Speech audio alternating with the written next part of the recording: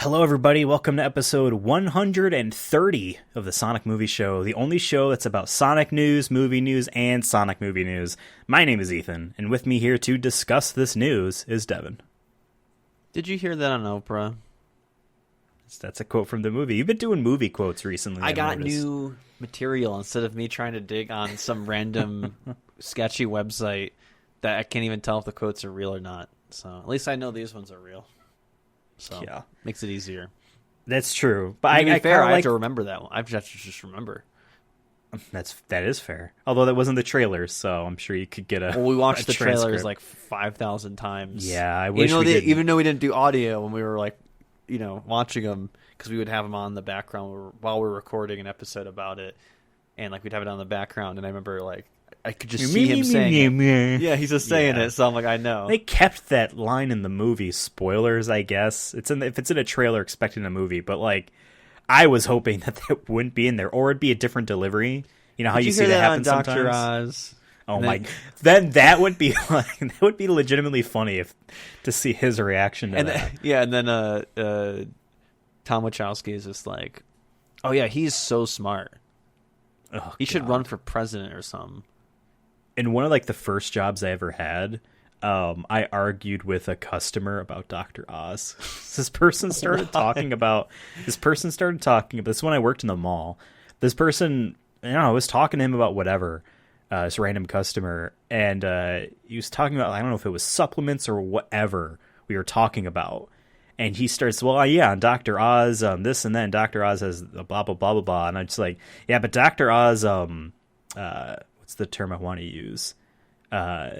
Backs, supports, advertises, is financially involved with whatever the word was I used. He backs all these phony, products that are lies. They're fake.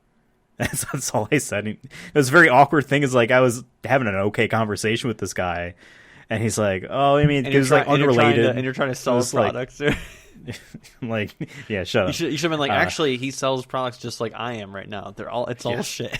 I know it looks like I get commission because I need to have my proof that I was the one that sold you this, but it's not commission. If I don't hit these numbers, I'm fired. So, yeah, it was that kind of a job.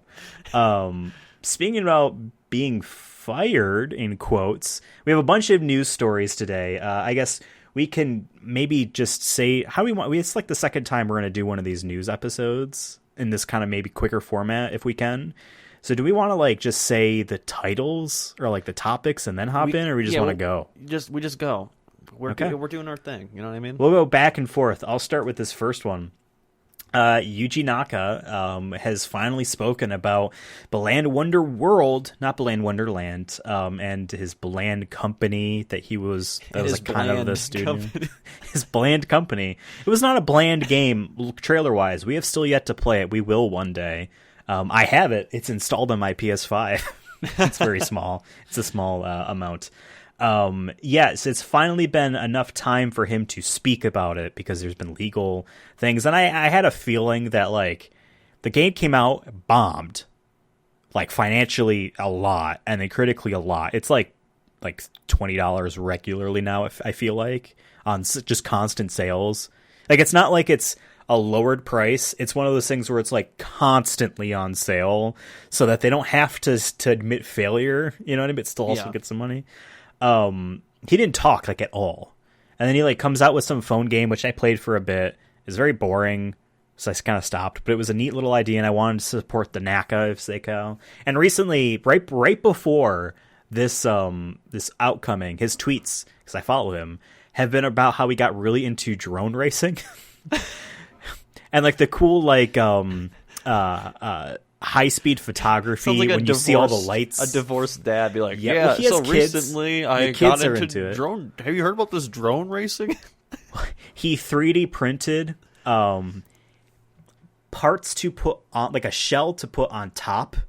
It kind of mainly just clips that kind of needle up to the Knights into Dream character's head.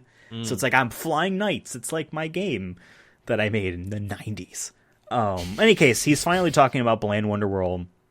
To give a little bit of context, he had been working on a company he created called Prope since Sega, and since he left Sega.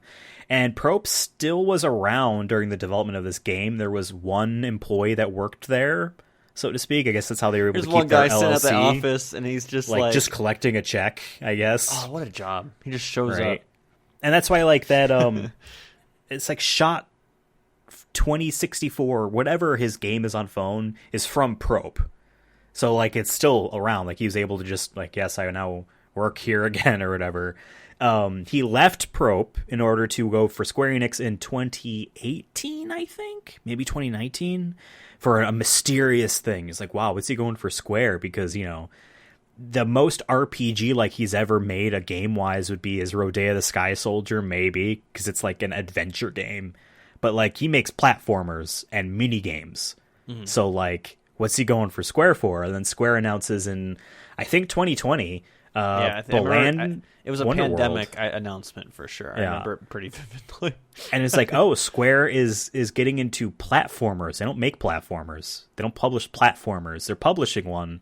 And Yuji Naka is, you know, heading up Balan Company, and he's joined by the original artist of Sonic, the guy that drew the design, that finalized the design of Sonic, and he also did Nights into Dreams. And here's our cool character, and I like the design of this guy. Maybe his name is Balan. Maybe his name is Wonderworld. Balan Man. I think he looks cool. I think he looks legitimately well designed. I enjoy the character design. I don't think you don't play as him, which is a shame. You play as a kid. Can't be Balan Man. That sucks. No. But it's cool. It's like the two of them and they're doing it. And then they get a company called Arzest, who is a company that Nintendo is often contracted and other Japanese companies contract. Arzest they are like they consider themselves, if I'm not mistaking them with another company that also does the same thing. But regardless, they're like not necessarily on the box as like who made the game. Nintendo will come out with, here's a Yoshi game on 3DS. Arzest's name isn't on there. And that's almost a thing they take pride in. They consider themselves like the secret development workforce or whatever. That's a little weird about that. But none of the games they've made are either like, are really good. There's a lot of the bland Nintendo games that come out on the DS or 3DS or whatever. The bland. Like you think like, oh my God, a Yoshi game. Everyone loved Yoshi's Island on Super Nintendo. This is a sequel. And it comes out, reviews okay, and just no one ever talks about it again. All of the Nintendo games like that, developed by Arzest. Which is funny, but I'm sure they're cheap. They were the workforce behind Rodea the Sky Soldier. Prope, and whoever was left, because that company was losing money, to my knowledge. They basically designed the game, and Arzest put it together. You see this a lot of days with some Japanese companies where, like, Capcom designs Street Fighter V, and then Dimps makes it. You know what I mean? You see this with lots of companies. And speaking about Capcom, the guy who was in charge of Mega Man did this when he left. Remember, you might not remember, and you'd be happy if you didn't, a game called Mighty Number 9, big Kickstarter success story that got delayed for years, and it came out and it was awful. And it was essentially just, what if Mega Man was terrible? Here's our game. His company, Concept, literally made concepts, and then they pitched it to publishers, and then they hired another studio to make it. They were the weirdest middlemen of like, we have an idea. Give us money to make someone else make it. And that's what Balan Company was at Square. It was just like a couple people that designed the game, and then they hired Arzest to make it. So that's where we get into this today. Yuji Naka apparently, and I can read the whole tweets if you want, but Yuji Naka very, very disappointed in the entire way the whole thing worked out. I have a feeling he's a bit of a... it needs to be done my way. Why can't it be done like this? Make it better. But maybe not necessarily in ways that are supportive. Like, people always talk about how Steve Jobs was an asshole, but then when he praised them, they felt awesome. So it's one of those, like, but then, like, you look at this guy, and I've heard not that last part, if that makes sense. Where it's like, man, like, you know, like the coach really forces the boxer, and then like it's like everyone's happy. You know what I mean? He you know, like it was just to get them there. Steve Jobs seems like he was that type of person. Yuji Naka might have just been like a no, I want it this way type of person. And he was very upset with a couple things at the very last minute. Essentially, something with Square PR and marketing. They're going to have a YouTuber do a piano arrangement on a couple of tracks for the game and release the sheet music for it. And he was upset because that YouTuber should not be releasing songs he did not make. It should be the creators of the music at this company that owns it. So that's his perspective of the events. Could not necessarily have happened that way. And there were some gameplay stuff at the very end that he wanted changed in the nth hour, the 25th hour or whatever. And it was just Square, the publisher, said, no, this is a sinking ship. We're shipping this game. There's always the arrangement. It ships here on this date. It's shipping. I don't care if you know, like, that's on you guys for not fixing it. Because there was a demo for this game that came out. I don't know if it was in 2020. Like, it was a while, and there were so many complaints. The demo was very, very poorly received. People had, you know, performance complaints and graphical complaints. Those could be fixed, but then just core design complaints. Yeah, you can't fix those. It's just you stop and you make a new game, or you scrap everything and you delay the game another year. So that wasn't going to happen, and he was very pissed about the demo and very pissed about how they couldn't fix a lot of that stuff. At the end of the day, from what I can tell from the game, its core design is pretty poor. Imagine if Mario Odyssey, you know how you can take different powers? Yeah. What if he like permanently had all those powers and could do them at any time, and you just collect them, and now design a fun 3D platforming environment that has to cater to the fact that the player could use any of these? Very difficult. So they used AI to, depending on what the powers they had pre-selected, just decide where the powers go. And like it felt very cookie cutter from what I've read. And also, like, players can then abuse things, and that almost makes it not fun. It's not as challenging. Right. You're just going to be flying through levels maybe or something. And speaking of flying, a bunch of power-ups were basically just, here's a different looking way to fly. So it's like, you couldn't have cut these down to like 30 at the most, and really, you know, fine tune. But we haven't played the game yet, so I don't really want to pass a judgment. Any case, but that's the context of very poorly received, bad game in that sense.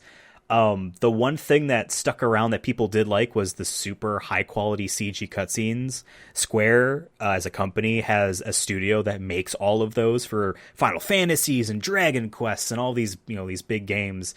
And they actually that team wanted to make cutscenes for this game. And Square initially was like, nah. And they're like, yeah, but we want to. The only thing that people praise about the game is how beautiful the cutscenes are. And like, he really wanted to make a game for kids. It's a musical game. There's lots of singing and dancing, so I guess that works. But he was very upset about this stuff, and he essentially had a lawsuit over this. He sued Square for not letting him fix the game. But like then and there, it wasn't like he's doing it now. So now a year later, it finally comes back around, and he's able to talk about it. And he's not very happy. But the main takeaway that he's trying to say is that Square Enix and Arzest do not care about game fans because they shipped a bad game. And he says the whole, like... It also kind of throws, like, the workers who made the game under the bus a little bit. Yeah, it's, like, Arzest, it's not their... maybe the management maybe deserves blame, but, like, the people who made the thing, like, they're probably, like, did the best that they can in the situation with the time that they had. Yeah, and the resources that they had. So, like, that sucks when, like, the guy says...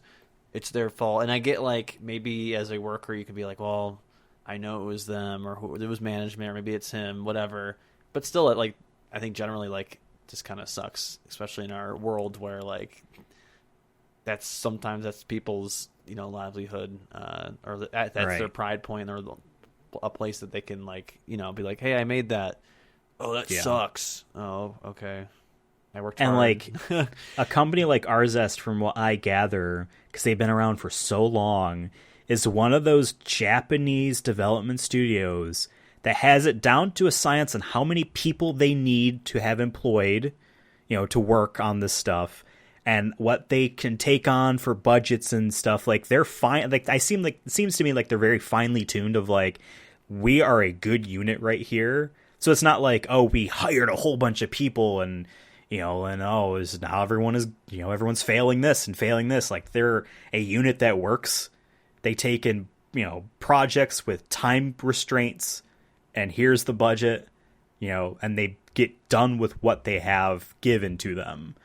So, like, I don't necessarily want to say it's all on Yuji Naka either. Obviously, it's more than him as the director. There's other people in charge of, the guy that's in charge of all the art and the guy that's in charge of this and making sure there's all these deadlines that they all have to hit and benchmarks, milestones, or whatever.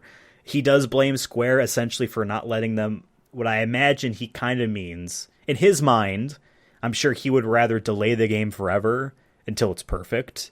And eventually you just got to ship a game. And the writing was on the wall from that demo and the overall reception that Square was like, maybe this was a bad idea.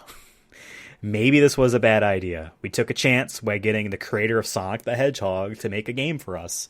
They market this game, as far as Yuji Naka, I believe, says, as the action of all action games. Yeah. And I think of maybe Devil May Cry. But their reasoning is there's 80 different power-ups. Those are all actions, so there's so many different actions you can do as opposed to high intense action. I guess we look at a different word, but he's very disappointed. He uses the reference of essentially in Sonic 1, when you get hit, you lose all your rings. If you have one ring and you get hit again, you still lose your rings, but you're not dead. Even if you have one ring, you can still power through a level, which is how you kind of get through some of those later Sonic 1 levels. Is just, I hope I ragdoll into a ring in this boss fight. That's how I survive. He said that was something they changed within the last 2 weeks of the game. At some point of form, maybe there's a different threshold. If you had under 20, you died. I don't know. But regardless, that was something they changed at the last hour. 8 people worked on that game. Super simple code base. They had a couple programmers that, if you have 2 people that wrote all the code, they know the entire game's code. They can easily find something. If you have 60 people at Arzest, I'm just that's a number I threw out of my head. Whatever. However many, they're all working at different parts. You can't say, all right, this whole thing needs to be fixed. All of you need to work on this in the last 2 weeks of the game. Get it done. I didn't touch this. I don't know what this is. You know what I mean?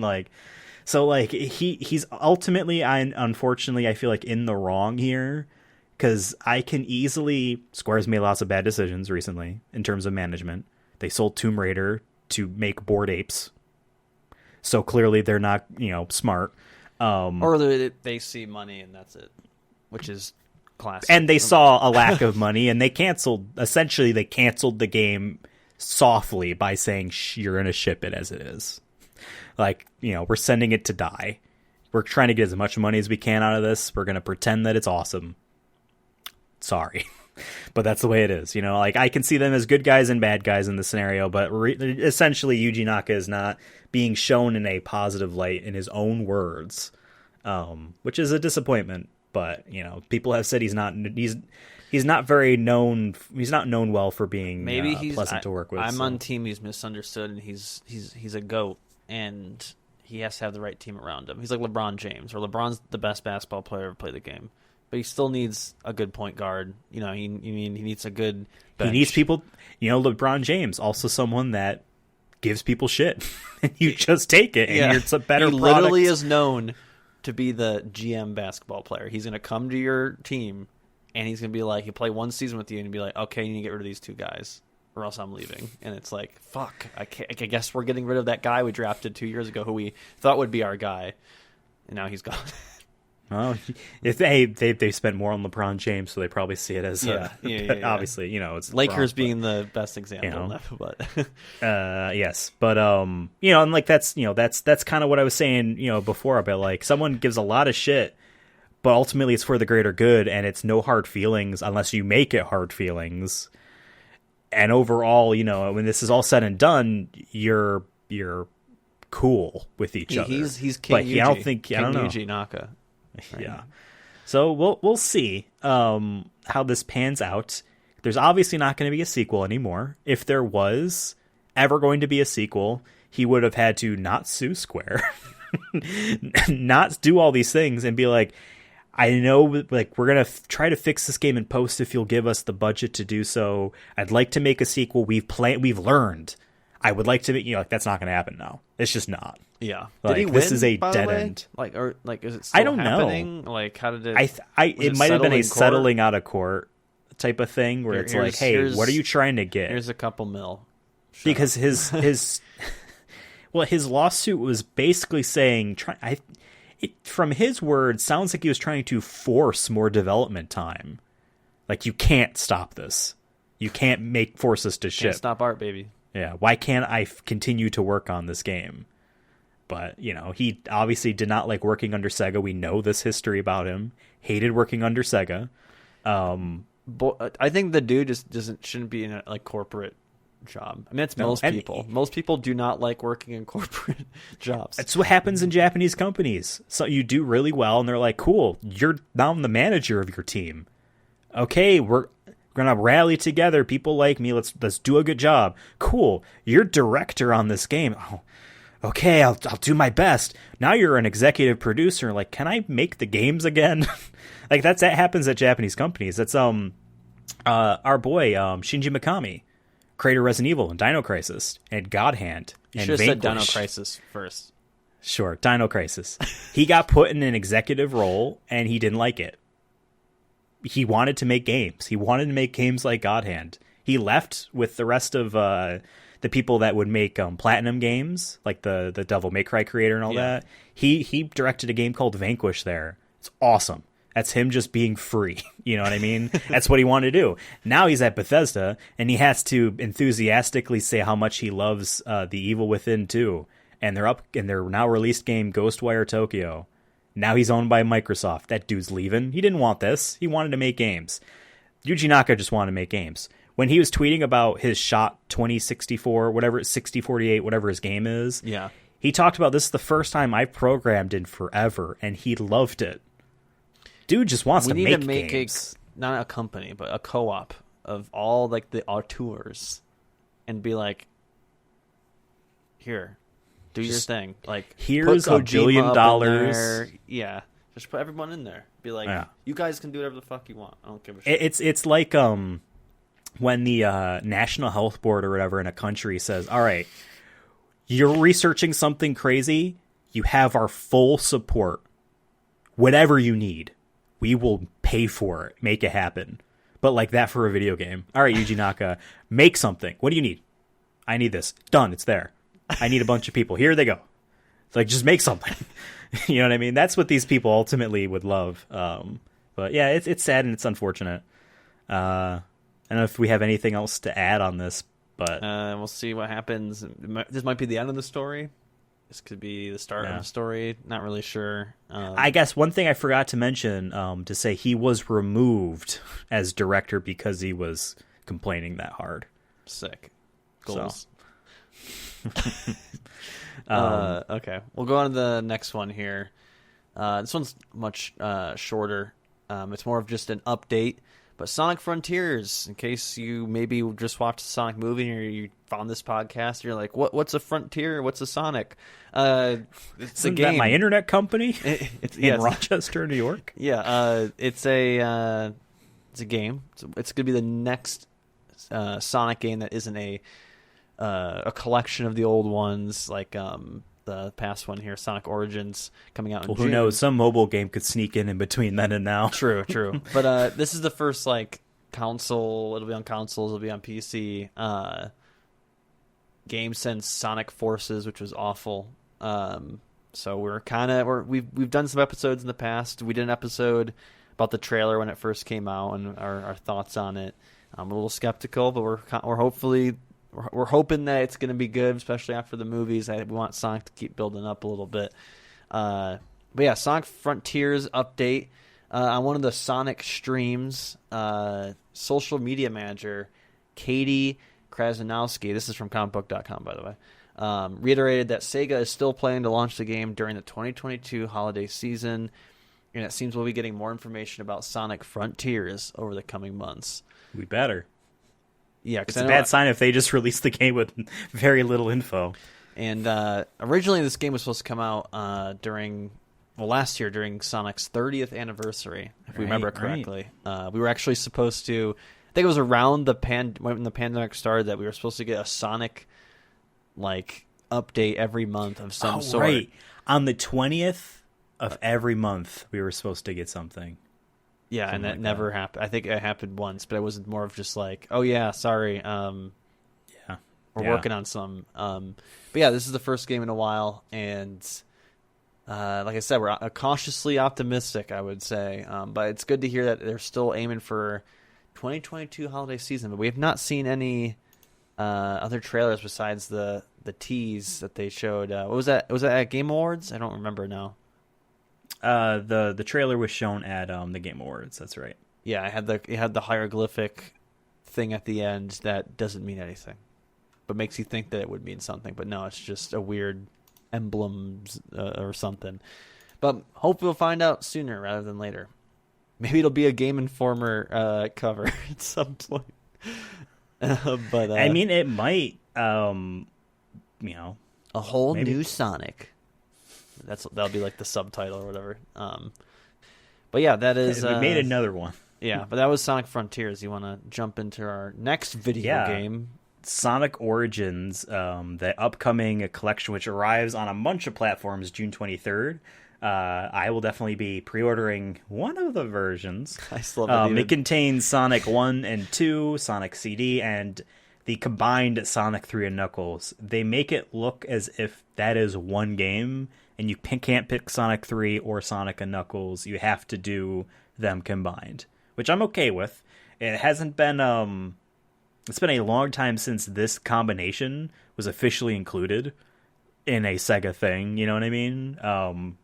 They never came on Switch. They were not in the Mega Drive collections at all. I think maybe on the GameCube, PS2 era collections, you could play them. So it's been a very long time. And I might be mistaken. And actually about that, I've heard some scuttlebutt, some discussion saying oh yeah, so one of the reasons why you didn't see these two games, on platforms is because some of the levels have music. Michael Jackson probably wrote them, and there was issues. So that's why they can't re-release music. The estate would probably go after them. I would not be surprised if those musics are gone or changed or remixed in a way that it's original again. Or maybe they settled it and said, you know what, it's going in here. Because it happens every now and then. We're like, oh my god, Nintendo can't release Earthbound. They ripped off the Beatles, this song. And the game gets put on the Wii U and the Switch. Everything's intact. Yeah. So either they paid $500 or whatever, or they're like, we'll wait until we get a call. Maybe that's what Sonic's doing. But in any case, yes. It has an official release date of June 23rd, PlayStation 5 for the Xboxes and Xbox One, Steam, and the Epic Game Store. The Switch is not coming at this moment. It was announced with a Switch version. Switch version's coming later, and it's probably something to do with the way that they're emulating these games. They need extra time with the Switch version, I guess. But I mean, from what I've also have seen from people that have worked on this, the versions of Sonic 1, 2, and Sonic CD are based off of the work that Christian Whitehead made for the mobile versions of these games. The ultra widescreen versions you can play on your phone, those versions are the starting point for the versions of those games in Sonic Origins. Obviously, they're tweaked in ways, and there's some cross content with them. Sonic 3 Knuckles is a brand new version. But the Switch version, I guess, will come at some point. There is a laughably obnoxious pre-order spreadsheet. I'm so confused when I'm looking at this. Remember when Anthem, the EA BioWare... Yeah, we bought it for $5 at GameStop. Never touched it. It's a cool box art. Honest to God, it's a neat box art. That game had a spreadsheet pre-order thing where it's if you pre-order this, you get access 3 days early. If you buy on EA Play, and this and this. The Xbox version and the PS4, and they all have different things, and it was a more confusing than this. But that's what this reminds me of. Bad memories of being there's no version of Anthem that has everything. Even the most expensive-ass version. Other games have done it since, but that was the most notorious. So there is the standard edition, which is $40. So if you go on the website, folks, go to if you just look up Sonic Hedgehog Origins, they have a website, and you scroll to the bottom of where the pre-order is. There's there's 5 versions here, and there's some that have text and some have rings. Are the rings saying that's what's in it? But the rings is just them saying it's included. Because I'm confused when it says main game, and then only 2 of them have it. So it makes me think that you don't even get the game. So there's the standard edition, which is $40, which is more expensive than what some of the more collections that had done in the past for more games. Then there's 3 things of DLCs. There's the Start Dash Pack, the Premium Fun Pack, and the Classic Music Pack. And then there is the Digital Deluxe Edition, which has all those, which is $55. $55. Oh, ooh. No, $45. $45. Okay, I was going to say, I'm wow, they cut $5. Yeah, so essentially for $5 more is the Deluxe Edition. Why didn't they just...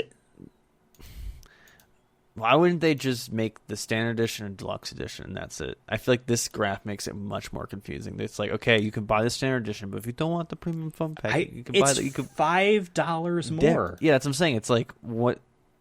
I don't get it. Just have everything in that one, and just make it right. I'm reading this right. $39.99 is $40.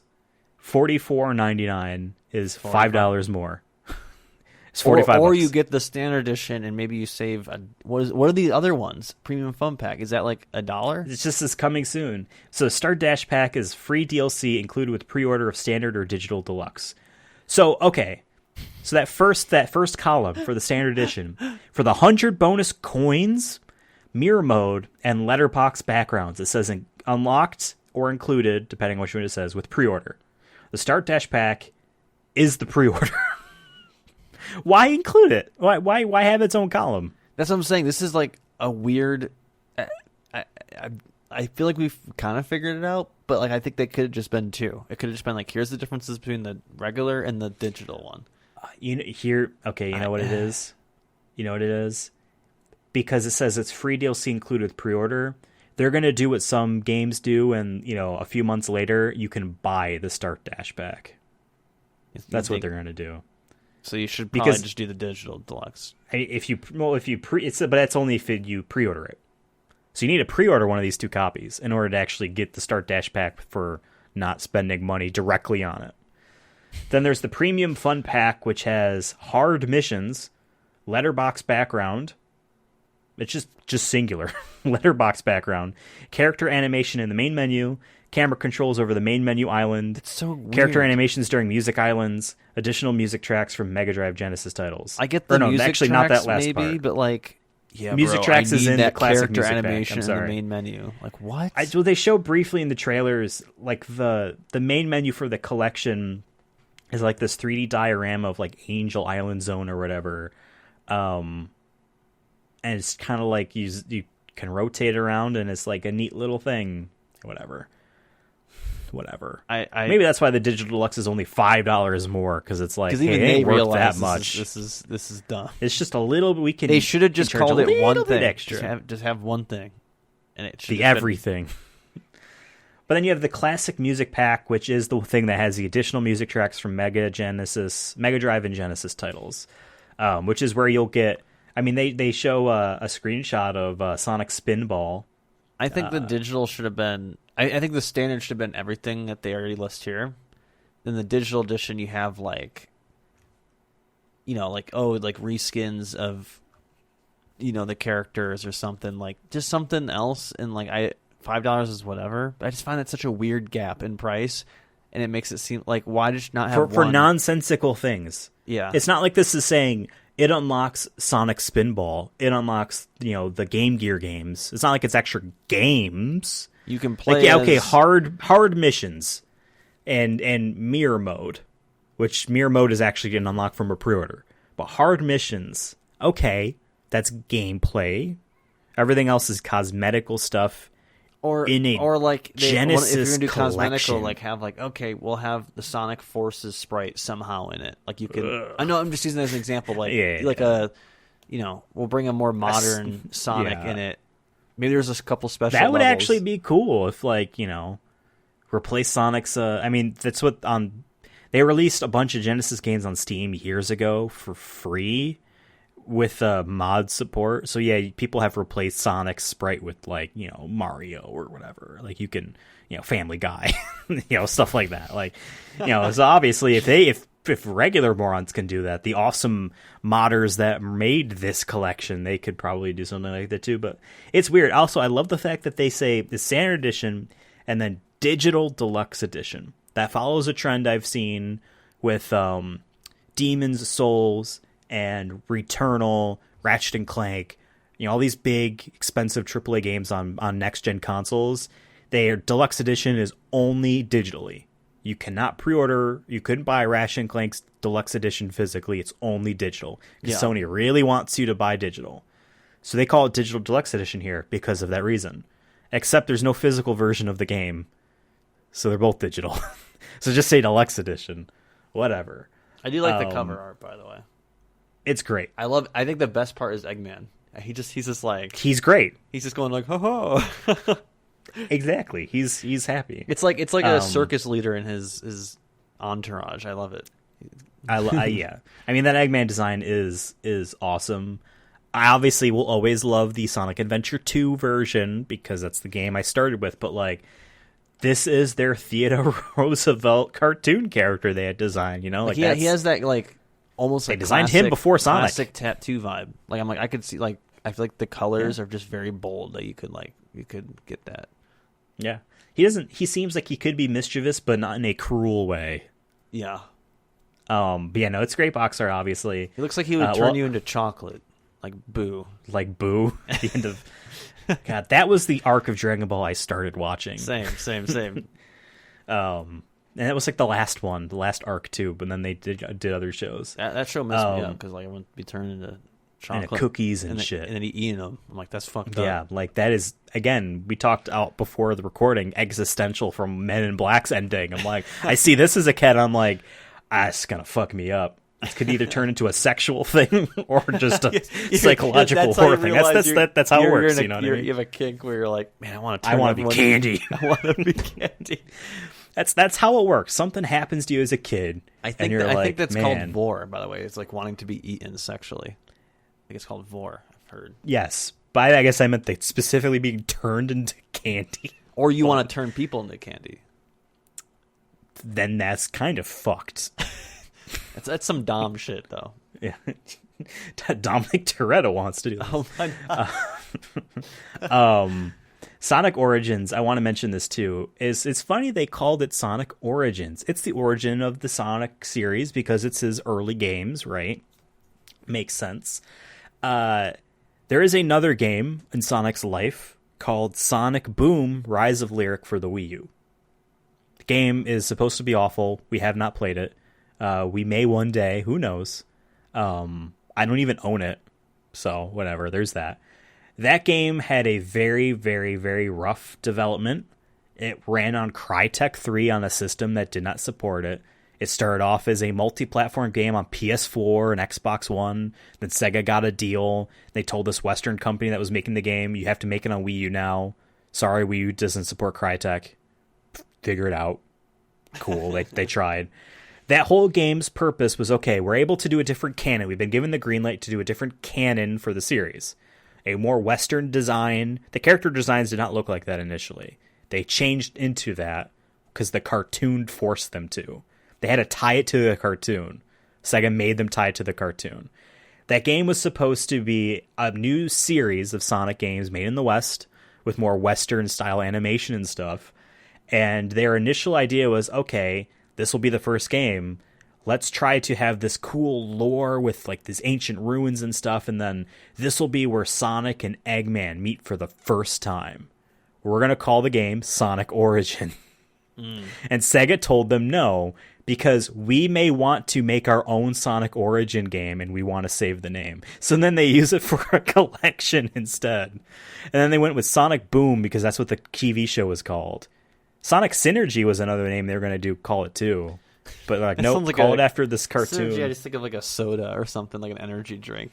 Well, the whole Sonic point of Surge. that game, that game before it was made to force on the Wii U was supposed to be a 4-player co-op game where one person was Sonic and then the other Tails and Knuckles and Amy, and then like they couldn't get it to work on Wii U, so like at most it was 2 players. But in any case, yes, that's why I laughed when I saw the name Sonic Origins, because it's like Sega just decided, no, we don't care about the name anyway. We're throwing on a collection, like whatever. So, but yeah, I mean, I will buy this. Baby. I will pre-order this, I guess. I mean, since I thought the digital deluxe was $15 more. Now that I know it's only $5, Yeah, I'm gonna do I that guess one. they'll get me, so we might as well. Yeah. I want to see the character animation in the main menu. That was the selling point for me. We're on a video call. People are listening. We were on a video call, and his face when he said that was like the most bullshit smile I've seen. Oh my god! I just can't wait to see Sonic's animation. That's how they're selling that feature: character animation in the main menu. Imagine if So that what is that, a static menu? Like the kids don't know what that means. But guys, it's included in the imagine if that was premium only fun thing. pack. What if that was the only difference? This better be some fucking awesome menu then if I'm paying $5 extra for this. Every time you boot up, even if you have the game in sleep mode and you come back, it redoes like the beginning trailer, and it's just so good. That's what you. Spent It's just that Sonic $5. standing there wagging his finger. How much of a fuck? But it's his middle finger, and he's got that $5 held in his fist. He has a wallet, and it's like in the cartoon characters have like the fake pockets sometimes, like in their skin. Yeah. He has a fake pocket. You just see a wallet, and there's a $5 bill, US dollar bill, hanging out of that shit. And he makes eye contact with you and points at the dollar. Yeah. Gives you a wink. Yeah. I love too that the premium fun pack and the classic music pack, instead of having a pre-order button, it says coming soon. You know what they're going to do? This game's going to come out on June 23rd on PlayStation 4, 5, and the Xboxes and Steam and Epic Store. And then minutes later, the DLC will be on there because you can now buy them. Why do they say coming soon? Like you don't need a store link for them because the game's not out yet. You don't want to have pre-order DLC, but that's what you have. They're just going to wait till the game's out and be like, yes, because if you buy the digital deluxe edition, you get that stuff. So they're not going to hold on to it. It's This graph is bad. It's going to be. I swear. Whoever like greenlighted this like idea of having this graph, no, sorry, it's confusing. We just spent 15 minutes trying to. You have to dissect it. It makes the And anthem I've one seen this seem before. symphonic. Before we record this, I've seen this for like a week now, and I still was like, "What am I like?" I'm confused with the why is there rings? Why is there text? Just say Speaking yes. of rings, I would love to bullshit. So let's say we take a screenshot of this right now, and then we tweet as the Sonic movie show, be like, "Still can't get over this crazy pre-order graph, huh?" And we fill in one of the rings. Like there's open rings and closed rings, and we Photoshop it, so we fill in one of the rings. So instead of the rings indicating you get it, it's like, wait, are these open circles saying I don't get it, and the closed one is? Can we add? We should do that, but we then add like random other like shit to it. Like there's this like there's an extra row that says no shoes mode for Sonic. Don't wear shoes. one of them is in like Japanese. Just for some reason, it just is in Japanese. It's like, oh, gotta figure it out. Or there's like But an it's, like, emblem. There's an really emblem bad. of the Sonic, like the Sonic Team logo. That's in some of the boxes too. You're like, so what does that mean? Here is my prediction. Mm-hmm. So the standard edition, $40. Digital version or deluxe edition, Jesus, $45. So there's a $5 difference that gets you the Start Dash pack if you pre-order Oh, I'm starting the and premium I'm fun dashing. pack and the classic music pack, right? Yeah. I guarantee each of those DLCs will be $4 or maybe $5. They're going to be really cheap, but it's like, well, I guess I might as well give them. Like, here's the thing: if there wasn't a deluxe edition, would you buy any of these DLCs? Assuming that the pre-order thing wasn't a pre-order and you had If to pay they for were it. like 99 cents, maybe, but like, But even then, like, you would look at it and be like, nah, I don't want to. But since it's only $5 more to get all of them with a deluxe edition of the game, it's got an orange background. Sure, why not? That's digital. How they're getting extra money. That's how they're getting extra money. Wait. Since it's orange, is that kind of like an NFT? It's unique. You only have... Oh my God. It had the slurp drink or whatever the fuck that tweet was trying to say. I was so confused. How I love every now and then I'll see a thread of someone that got hacked, aka they gave someone their credentials like an idiot, and they took the money. They weren't hacked. They just took the money out or whatever. Money. That's funny. They took the JPEGs out. And then, like, you see the replies to people like, yeah, my wife left me after I got my first ape, and but then I blah, blah, blah. There's so many people like that. It's like, wow. I can't believe... They make people like this. There's sometimes where I'm like, it's kind of like the flat earth shit, where, like, there were some people who were in on the joke, and the people who weren't. And I feel like it's, like, 50-50 with the, like, my wife left me for Bored Ape. Yeah, like people make that joke and then they get sympathy replies. My wife because left me of Bored Ape. That'd actually be more funny. That's brutal. If your wife leaves you because she got into NFTs, in the divorce settlement, I'll have enough money to buy a Bored Ape. Oh, honey, we have to have a talk. What is it? You ever heard of a Bored Ape? No. Well, we're getting a divorce because he knows how to treat me right. She walks out the door. Every single one of them is unique, unlike you. He knows how to slurp. Like it. When the day finally comes where Sega gets in the NFTs and they make Sonic NFT lines, we cancel the podcast. That's the day we finally give up. You're like, hey, it's gonna be like 5 years. It's gonna be 5 years too late too. It's already like I saw the news story like today or yesterday. 93% drop down on sales of NFTs from a year ago.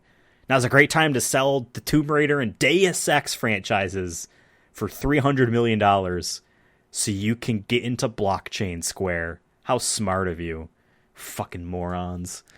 Now my dream of honest to God, had a dream, not a dream, but like a daydream of like, what if they made like a Marvel versus Capcom, but it's all Square properties of like, here's Cloud and Lara Croft and the guy from Deus Ex, the first game, JT Denton.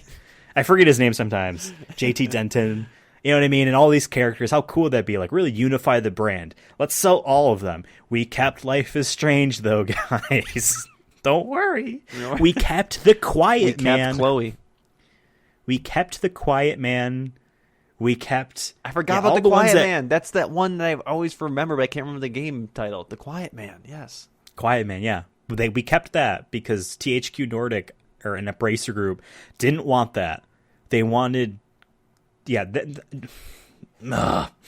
Sonic Origins brings out that in me. Let's move on. Why don't you take the next story? All right. We have an announcement for that long-awaited, I would say, because I remember we were talking about this, and I think in 2020 was the Netflix Sonic animated show. So Netflix did a 2-minute trailer of all their upcoming animated shows, I think coming this year or coming soon. And I hated watching it. Yeah, you could if you find it on YouTube or whatever, just skip to like around the skip to the end. Skip to the end. It's there, and it's not even that long. It's not even that long. It was 10-second clip. But it is a new voice actor. I think that's the biggest news. It's a new voice actor. His name is Devin Mack. So he's from the Devons out here. So he already gets my support. But Devin Mack, he's done other cartoons and whatnot, and I guess he actually he did a little video on his Twitter. We retweeted it a couple of days ago, where he just kind of talked about like how he got the role and whatnot, and how much it means to him. And he actually said he always wanted to be Tails, which is funny that he got Sonic instead. But yeah, that's the big announcement. There's also other cast members that were announced: Ashley Ball, Shannon Chan Kent, Brian Drummond, Vincent Tong, Ian Hanlon, Kazumi Evans, and Adam Narada. I don't know these other people, but I'm assuming they're going to be their Sonic characters in it. But yeah, this also comes after the news of that Netflix is losing subscribers, and they're going to start going after people who are sharing passwords and shit, and their stock has been crumbling because actually I saw and they've been laying off animation people. Yeah, and I also heard that they I believe they're getting sued by some of their stakeholders because they lied about how many subscribers they had. They lied about all their shows. There's no way the Red Notice or whatever that movie that they claimed was the most watched thing like ever. Like there's no way I had that many. They lied. Yeah, you're right. 100%. Yeah, but yes, new voice actor, and he's actually the first black voice actor for Sonic since Jaleel White back in the day. Yeah. That was Jaleel White. I mean, I watched Sonic Underground. And yeah, that was his voice, and then obviously he was in the shows before that. He did not want to return, or at least was not actually asked, but they initially wanted to voice classic Sonic and Sonic Generations. But yeah, no, he new actor, and he made a very clear statement. Although I wish he took in his announcement, which obviously was curated or whatever through Sega's channels. Like it wasn't Sega, that was PR friendly what he did. He made the right call of making sure he was very much being very humble and talking about how, none of their voices are going away. It's still going to be the people in the zones that them in. But he's also there too, and they're all great. And I wish he didn't necessarily had to do that, but if he didn't, people would be fucking angry. And we like Roger Craig Smith as Sonic. We like what's his name from the movies? The movie's already gone, and you don't even care anymore. It's in the rearview mirror. Ben Schwartz, we like them as those people. We want them to be the voice of Sonic too. This guy also sounds like he could be good, but he had to, because how many people are going to be upset and bitchy? Yeah. I had to look up real quick Brian Drummond because I'm like, isn't that the voice actor of an old Sonic game? And isn't it supposed to be this a multiverse thing? That's Ryan. This is a different guy. This is Brian. So I'm like, is this? I had to look it up, but yeah. Also, Roger Craig Smith, and we didn't have this on our list of news stories, but I do remember seeing it. Roger Craig Smith and Ben Schwartz Ben Schwartz tweeted that they did for the Blu-ray, for the upcoming Blu-ray release of Sonic Movie 2, that they did a director's commentary basically for it. So that's exciting. Oh, Ben Schwartz and Jeff Fowler, you mean? No, you just said his name, Brian. I'm thinking of now I'm getting all confused. The Roger Craig Smith, Jesus Christ. Roger Craig Smith is on the yeah director's commentary? Yeah. I retweeted it a while back. Let me see if I can find it. I'm pretty sure that was a photo of him and Jeff Fowler, the director of the movie. Because if Roger Craig Smith is in there, that'd be great. I don't know. I've had a long week. There's a lot of Sonic's people, and You're right. Still good though. Still cool though. That would be awesome. But yeah, and he should have. We're not going to spoil the movie. Yeah. So that's Sonic Prime. Don't know when it's coming out. I don't think they said. Did they give it a date? I don't think they did. I think they just said coming soon, kind of. Yeah. I hope it's not canceled, because Netflix, like you said, just loves to lay off animated studio folks. Well, the work's probably already done for the most part. It makes me scared that we've only seen 10 seconds, and then there's going to be some meeting and be like, fuck it, we're canceling this shit. They showed the worst 10 seconds they could have. I'm going to hold off on really judging it until we actually get a trailer, but I did not like what I saw. I did not like what I heard him say. Not complaining about the voice, but I did not like what I heard him say. I do not like what I saw. Him running was slow. It looks a lot like we have a character model, and we are going to animate them in front of what is effectively a digital green screen. He's in a box, it felt like. And him running was very slow in that box, and they zoom in to make it look fast. It looks like a toy almost. Like the way he's moving. It's like an RC car or something. You know what I mean? That's going 2 miles an hour. I don't like he's got armpits. I don't know why I'm noticing this. Hair? No, he doesn't have armpit hair, but they should add that though. It's weird. I want to hold off actually judging when we get something of substance, because it goes by so quickly, and it's just meant to show that this is a literal teaser. Whenever you see a teaser trailer that's like a minute something long, like, ain't a teaser. This is a teaser, because I don't know what I saw. Yeah. But that's confirmation that it exists, and that's they still showed more than they did for Sonic Frontiers. No, they showed gameplay. They didn't show him running, but they showed in-engine pans around. They did the Breath of the Wild trailer. Remember? Yeah. They just now I remember. I just remember tone. the ending most vividly for some reason. Yeah. Oh, of the first trailer. Yeah. Then yes, you are right, I guess, because this guy actually had him talk. Yeah, we'll see. We'll see. There's no ray tracing on that ring, though, so epic fail. God damn it. But yeah, Sonic Prime. I guess we'll go on to our last topic. Sonic Movie 2, Sonic the Hedgehog 2, as it's officially called in the cinemas, is the #1 grossing video game-based movie of all time. Right now, as of right this moment, it has a worldwide box office of $325.88 million, which is great. I believe Warcraft was the previous record, and it surpassed that first movie early, which was good. And that movie sucked. It was awful. We hated it. We based our entire podcast out of spite around that movie. I meant Warcraft. Oh, I thought you were joking about the first Sonic movie. Like we could, I guess, do a Warcraft movie podcast for the. Remember when they said they were going to do a sequel? They still might. Still waiting. It could be like, there's lots of family-ish, friendly-ish, teen fantasy movies that are based off books or something. One will come out, and like 6 years later, the sequel comes out, and then like 5 years. You know what I mean? Like they're James weirdly Cameron spaced. Can get away with putting Avatar 2 out 11 years later, but made it seem like it was coming out any day now. Yeah, they have time. Yeah, if he can get away with a pretty boring and generic CG people in a CG environment around sometimes real people, then so can Warcraft. So can Warcraft. Honest to God, those movies, that is a perfect comparison. That's what I'm thinking about. Those are a perfect comparison. It's the same shit. Zero substance, but I guess it had something it wanted to maybe say.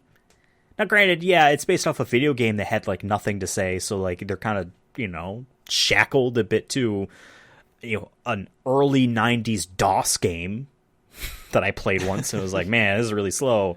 I don't have the appreciation for this era PC gaming, so I will just not play this and say it's not for me.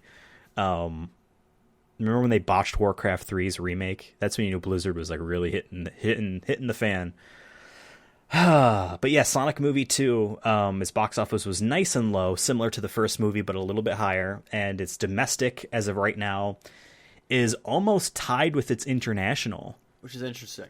They're like literally 163 million and 162 million. It's like half and half. It's only been out 27 days, and we got to remember, it hasn't been in Japan yet.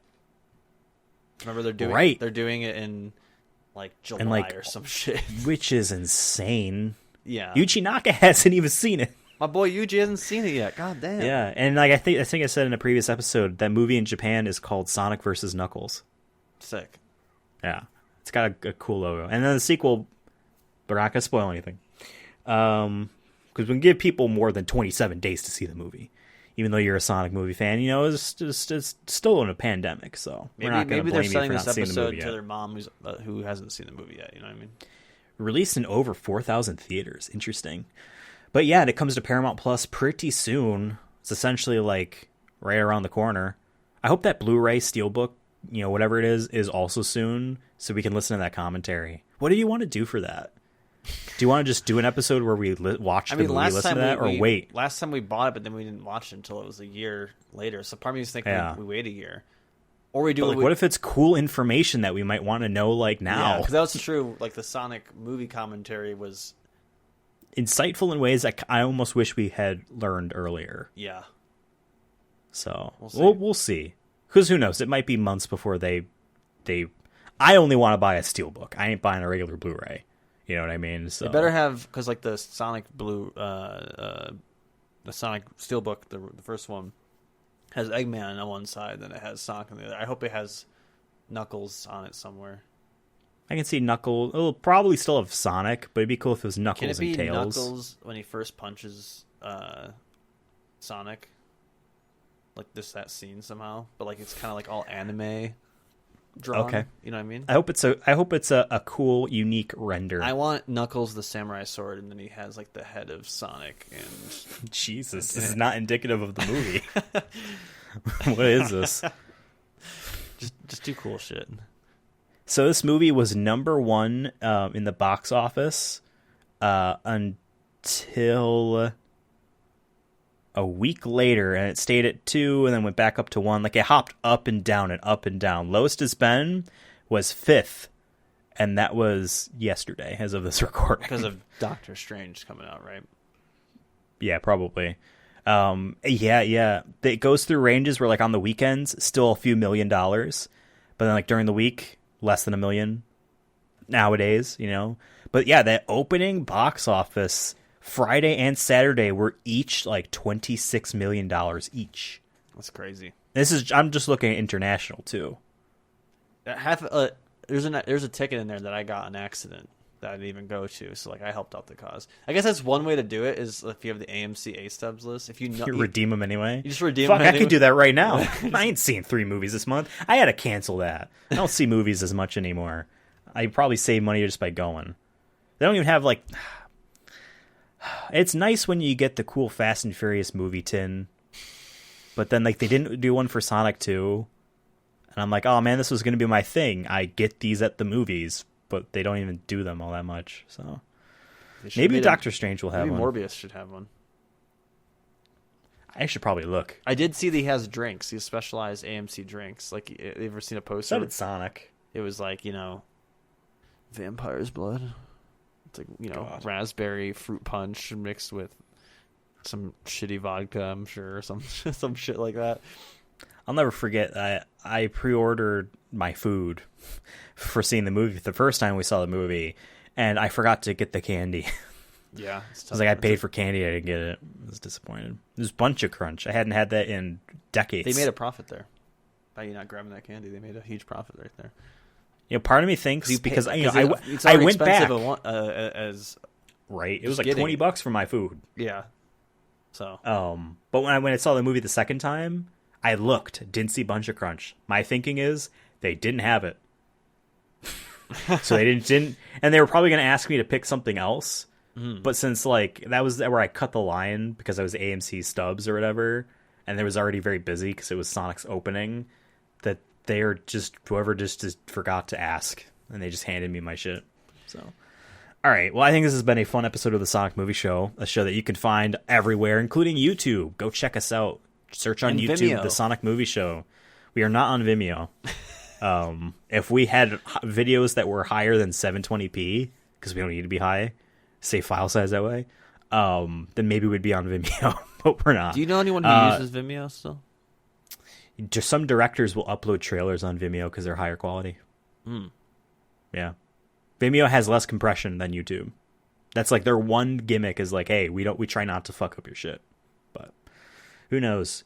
Maybe we'll leave Twitter like leave Twitter and YouTube and go to Mastodon and Vimeo, and no one will find us, but we'll feel morally okay with ourselves.